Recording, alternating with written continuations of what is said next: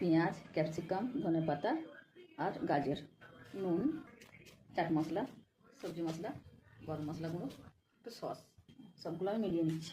ময়দা, নুন, একটু চিনি ভালো করে মিলিয়ে নিচ্ছি। 2 চামচ সাদা তেল। ময়দাটা আমি অল্প অল্প পানি দিয়ে মেখে নিচ্ছি। ময়দাটা মেখে নিচ্ছি ভালো নেবো। আমি ছোটো ছোটো ডো বানিয়ে নিয়েছি। আমি একটা ডো নিয়েছি, ডো নিয়ে এরকম করে হাতে করে আমি একটু একটা খোল করে নিয়েছি। খোলের মধ্যে আমি মুখটা মুড়ে নিচ্ছি। এরকম করে সবগুলো বানিয়ে নেবো। সবগুলো বানিয়ে নিয়েছি। একটা ডিম ভেঙে নিচ্ছি, একটু নুন দিয়ে দিচ্ছি, আমি ফেটে নিচ্ছি। আমি একটা ডো ডিমটার মধ্যে দিয়ে দিচ্ছি। তেলটা হালকা গরম হয়ে গেছে, আমি একটা একটা করে দিয়ে দিচ্ছি তেলের মধ্যে। আমি আবারও একটা দিয়ে দিচ্ছি, মধ্যে দিয়ে দিচ্ছি।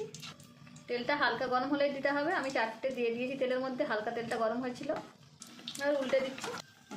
দেখুন কত সুন্দর দেখতে লাগছে। পুরো নাস্তাটা হয়ে গেছে, আমি তুলে নেবো। কলেজে দেখুন আমি এটা 2 রকম করে বানিয়েছি। সব নাস্তাগুলো বানিয়ে নিয়েছি, দেখুন কত সুন্দর।